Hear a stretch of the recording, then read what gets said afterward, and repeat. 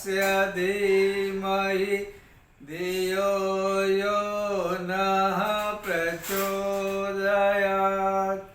ॐ गुरुर्ब्रह्मा गुरुर्विष्णु गुरुर्देवो महेश्वरः गुरुर्साक्षात् परब्रह्म तस्मै श्री गुरवे नमः।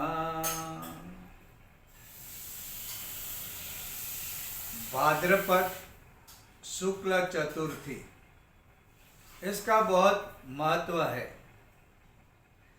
इसे महासिद्धि विनायकी भी कहा जाता है।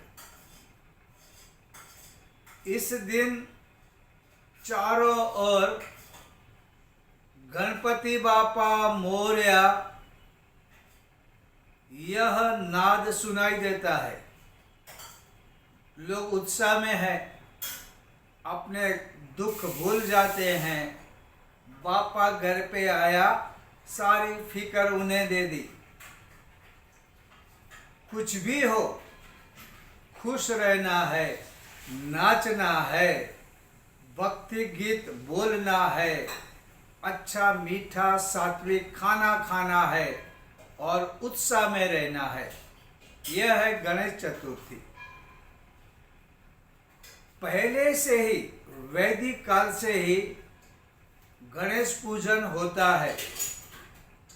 ओम गणानां त्वा गणपति, और वेद काल से निर्गुण पूजा का महत्व ज्यादा था और आजकल सगुण पूजा ज्यादा होती है।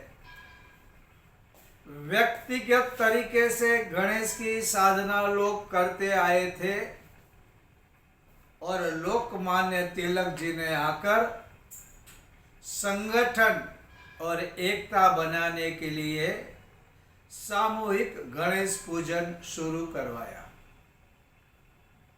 और आज घर घर में, गली गली में, चौराहे पर, मैदानों में, प्राथमिक संस्थाओं में गणपति की स्थापना होती है। लोग बहुत ही आनंद लेते हैं, अपनी कला दिखाते हैं। सर्जन यह उस दिन लोगों को दिखाई पड़ता है। अलग अलग जगह पे अलग अलग तरीके से गणपति की सजावट होती है।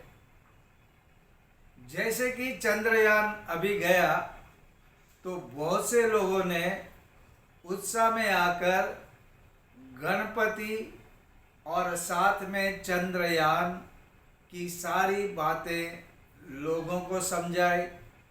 बड़े तो बड़े, बच्चे लोगों को भी इसमें उनको इंटरेस्ट आया। वैसा जैसी राष्ट्र की परिस्थिति होती है उसका दर्पण ये गणेश उत्सव बन जाता है। गणेश यानी कि हर एक उसको मानता है। कोई भी शुभ कार्य हो, गणेश पूजन होता ही है। अगर गणेश जी की मूर्ति नहीं मिलती तो सुपारी रख कर भी उनकी पूजा होती है। कोई भी काम हो, शादी ब्याह हो या नया घर लेना हो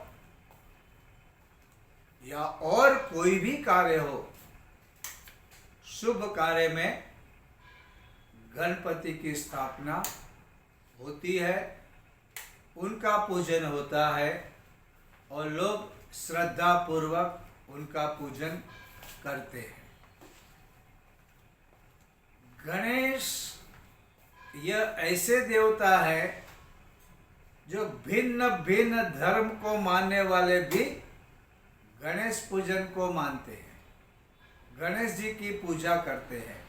क्योंकि गणेश जी के बारे में कहा जाता है वे संकट का हरण करते हैं, रिद्धि सिद्धि देने वाले हैं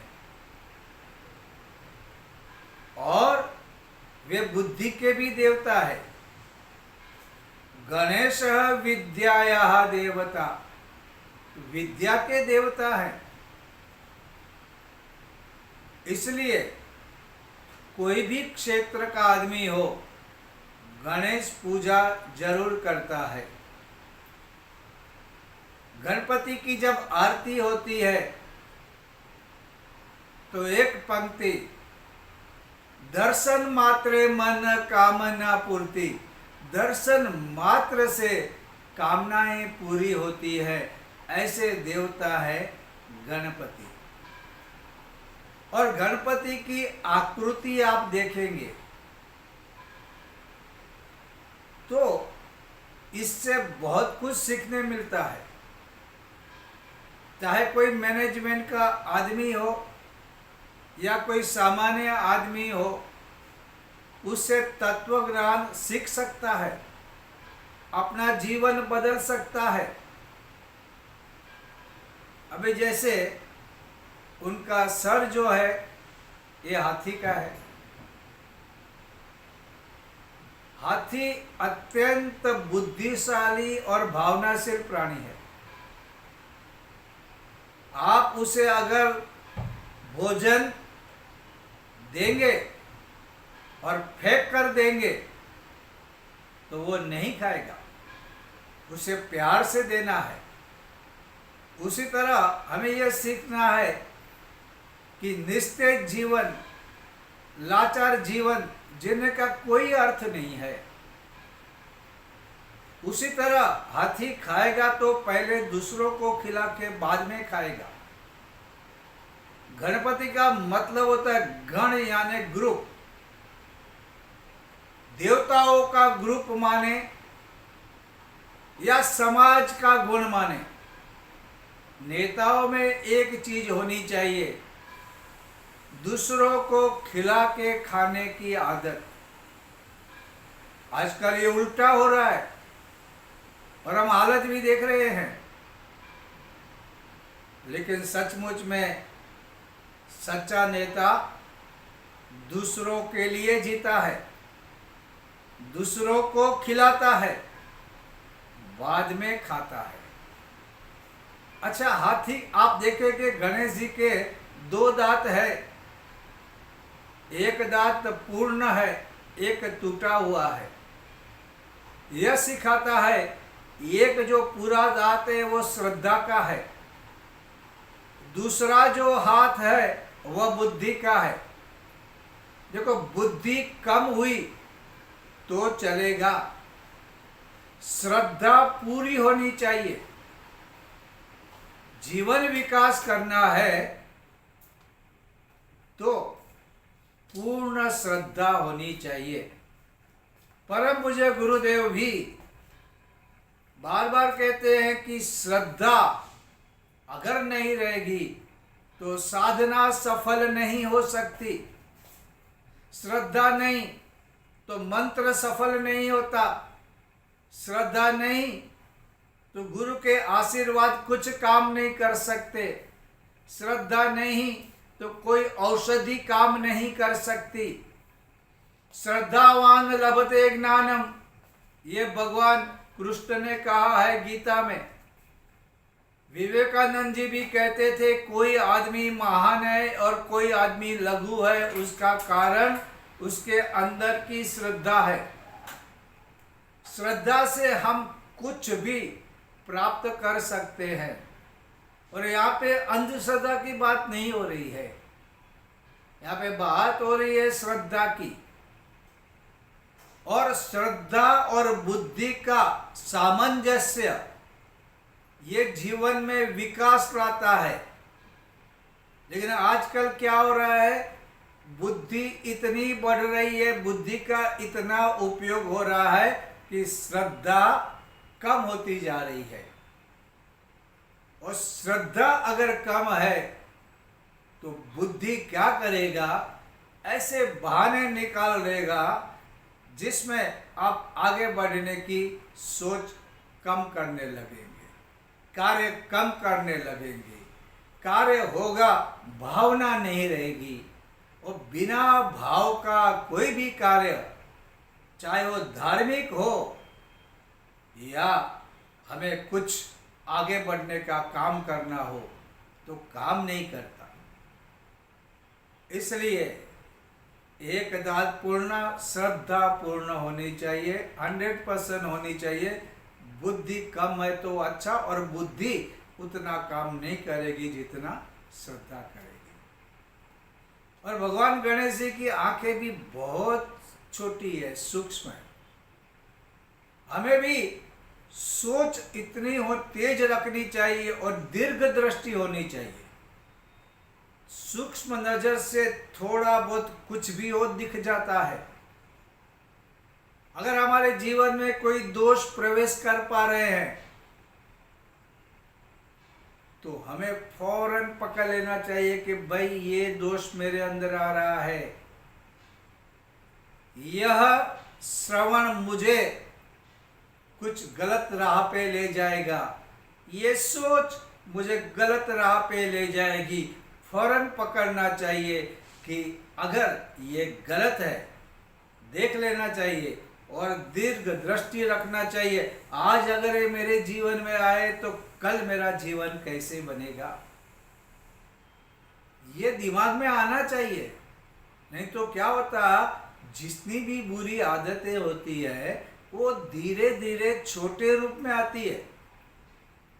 प्रारंभ बहुत ही छोटा होता है, फिर वो वृक्ष बन जाता है, फिर जीवन बर्बाद कर देता है। तो गणेश जी की पूजा सिर्फ पार्थिव शरीर से नहीं करनी है, उनके जो गुण हैं, उनके जो सद्गुण हैं, उसको समझ के जीवन में उतारना चाहिए।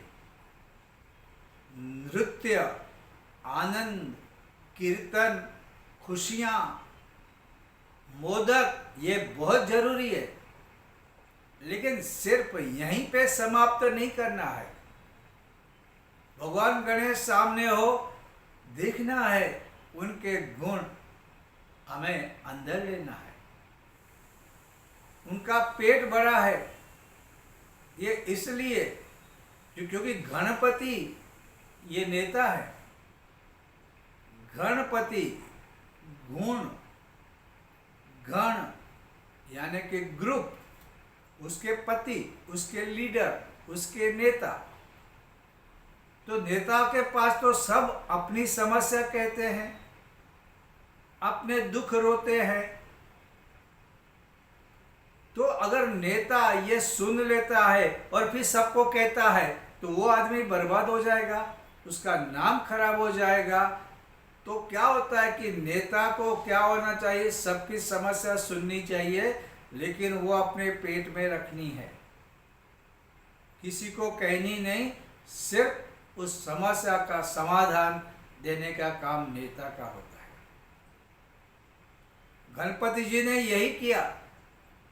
देवताओं को तकलीफ हुई, वे लड़े असुरों से, उनकी बातें सुनी, उनकी बातें दुनिया को नहीं कही, दुनिया को बदनाम भी नहीं किया, सुना सुना और फिर रास्ता दिखाया। और आजकल के लीडर तुम्हारी बात सुनने के बाद सबको बोलते रहेंगे, तुमको कमजोर कर देंगे, तुम्हें बदनाम कर देंगे, हंसेंगे। ऐसे नेता किस काम के? ऐसे नेता तो श्राप है। गणपति ने सिखाया कि नेता कैसा होना चाहिए। और गणपति जी की बुद्धि देखो, कहते हैं महाभारत लिखा गया तो गणेश जी को लिखने के लिए कहा गया। इतना महाभारत बड़ा, लेकिन उन्होंने लिख के दिखाया। उनके अक्षर भी बहुत सुंदर थे, उनके पास बुद्धि भी थी। व्यास जी जो कहते थे वे सोचते थे, समझते थे और लिखते थे। ऐसा नहीं कि कुछ भी बोला और लिख दिया, कहीं शब्द में फेर हो गया तो गड़बड़ हो जाएगी। तो ये गणपति, और बुद्धि कितनी। एक बार उन्हें पृथ्वी की प्रदक्षिणा करने कहा गया, दोनों, कार्तिकेय और गणेश। अब कार्तिकेय के पास तो मोर था, बोला चलो उड़ाते हैं, पृथ्वी की प्रदक्षिणा कर लेंगे।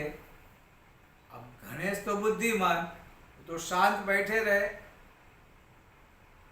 और अपने चूहे पे बैठ के माता पिता की प्रदक्षिणा 7 बार कर ली।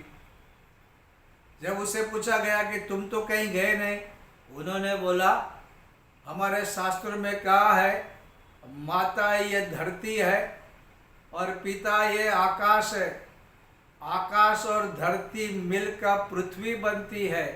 मैंने माता पिता की प्रदक्षिणा की, मैंने पृथ्वी की प्रदक्षिणा कर ली। अब देखो ये उनकी महानता, हम कभी सोचते नहीं माता पिता का कितना महत्व है। माता पिता के लिए हम क्या सोचते हैं, कौन सा तत्वज्ञान समझते हैं। आजकल तो पिता को बेटे से डरना पड़ता है, बहुओं से डरना पड़ता है। मातृदेवो भव पितृदेवो भव की जो संस्कृति हमारे राष्ट्र में है वो समाप्त होती जा रही है।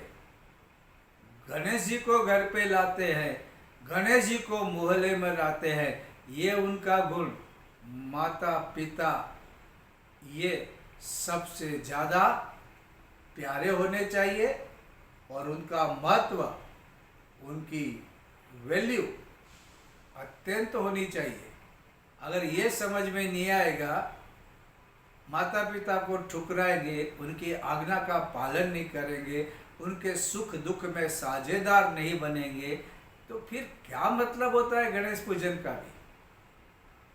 आज अनाथ आश्रम इतने खुल रहे हैं, क्या बात है, ऐसा क्यों हो रहा है। जिस देश में गणेश जी की पूजा सबसे प्रथम होती हो, तो गणेश जी की ये बात हम क्यों भूल जाते हैं।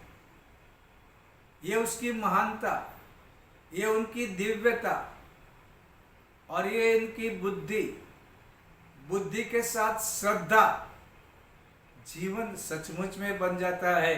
और नेताओं में तो ये गुण होना ही चाहिए, क्योंकि ये होगा तो वो आगे दूसरों के जो कष्ट हैं वो दूर कर सकता है। हम बोलते हैं वक्रतुंड महाकाय सूर्यकोटि समप्रभ निर्विघ्नं कुरु मे देव सर्व कार्येषु सर्वदा, सभी कार्य में। लेकिन ये सिर्फ बोलने से नहीं होता है, हमको वो कार्य भी करना है, हमको वैसी सोच भी रखनी है, वैसी भावना भी लानी है, तब ये हो सकता है। और देखो गणपति को आप देखेंगे तो उनके हाथ में भी देखो ऐसी ऐसी चीजें हैं। अंकुश, ये अंकुश कंट्रोल आता है। इंद्रियों का ज्यादा गलत उपयोग यह हमको दुख देता है। परम पूज्य गुरुदेव कहते हैं कोई भी चीज का दुरुपयोग दुख देता है, उसका सदुपयोग सुख देता है। ये जो हमारी इंद्रियां हैं उसका हम सदुपयोग नहीं करेंगे और उसका गलत उपयोग करेंगे तो दुख मिलेगा ही। आप कुछ नहीं कर सकते, आपको कोई बचा नहीं सकता। ये अंकुश, काम वासना हो या कोई भी कार्य अगर हम गलत कर रहे हैं तो कम से कम हम खुद ही उस पर कंट्रोल रखें।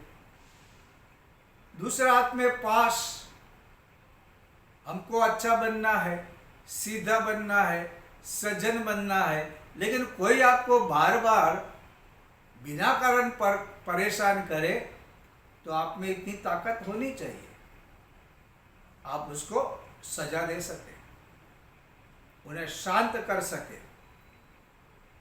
इसलिए वो हाथ में पास, क्योंकि कोई भी लीडर हो, कोई भी नेता हो, उसको अच्छा बनना है, लेकिन जब कोई दुर्गुण, कुछ दुर्जन अगर किसी को परेशान करते हैं तो इतनी ताकत होनी चाहिए, पास होना चाहिए।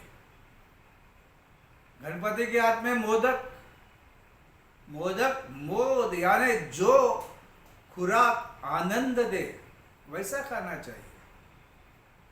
खाने के बाद अच्छा लगना चाहिए, आनंद मिलना चाहिए, सात्विक खाना खाना चाहिए। हम ऐसी चीजें खाते हैं, खाने के बाद ओहिमा करके बैठ जाते हैं, चल नहीं सकते। और फिर हम लोग कहते हैं कि हमें सुख चाहिए। ऐसा नहीं हो सकता है। आपको और दूसरा हाथ भगवान का आशीर्वाद, ब्लेसिंग। भगवान आशीर्वाद देते हैं अपने भक्तों को, हमेशा आशीर्वाद देते हैं, राह दिखाते हैं और आगे बढ़ाते हैं। तो ये सारी चीजें, ये सारा तत्वज्ञान हम लोगों को समझना चाहिए। अगर इसे हम समझते हैं तो हमारा जीवन बहुत आगे बढ़ सकता है। लेकिन हम तो बस भगवान की पूजा, डेकोरेशन देख लिया। डेकोरेशन करनी है, सजावट करना है, इससे मन प्रफुल्लित होता है, इससे गणेश जी का महत्व भी बढ़ जाता है और लोग अपनी कला को भी दिखा सकते हैं। लेकिन फिर आगे क्या?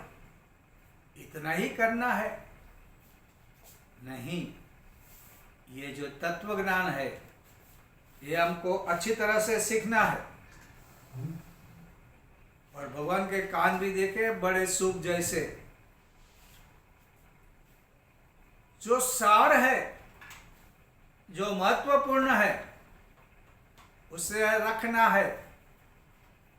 लेकिन जो थोथा है, बेकार है, निकम्मा है, खराब है, उसको तो बाहर ही फेंक देना है। थोथा दे उड़ाए, ये जो कबीर जी ने कहा है। और भगवान के पैर छोटे। अनुचित आवेश को रोकने का धीरे धीरे कोई भी करो, पहले समझ लो। बिना सोचे समझे अचानक कुछ भी नहीं करना है। अनुचित आवेश को मन में नहीं लाना है। अनुचित आवेश से गलत फैसले हो सकते हैं। कोई भी जीवन का महत्वपूर्ण फैसला लेना हो तो धीरे धीरे, जब हम मन शांत रख सके तब लेना चाहिए। ये हमारे ऋषियों ने इतनी सारी बातें हमें समझाई है। तो हमको गणपति की पूजा करते समय समझना चाहिए। गणपति का वाहन वापस चूहा, बहुत छोटा। अर्थ की चूहा कहीं पे भी जा सकता है। ऐसा कोई घर या मकान नहीं रहेगा जहां पे चूहे नहीं होते। हमारे ऋषियों का कहना है कि जब अच्छी बातें फैलाना हो तो चूहे की तरह हर घर में चले जाओ, हर जगह चले जाओ और लोगों को सुविचार दो। चूहे की तरह जाओ, किसी को पता ही ना लगे, लेकिन उनके पास जाओ, उनको अच्छे विचार दो, उनके भारतीय संस्कृति के बारे में बताओ, उन्हें संस्कारों के बारे में बताओ। ये काम तुमको इतनी सहजता से करना है। तो हमारे ऋषियों ने ये सारी बातें हमको बताई है और हमको जीवन में इसको लाना भी चाहिए। अब गणपति के बारे में कहना हो तो बहुत कुछ कह सकते हैं, लेकिन आज के लिए हम इतनी ही बात करेंगे।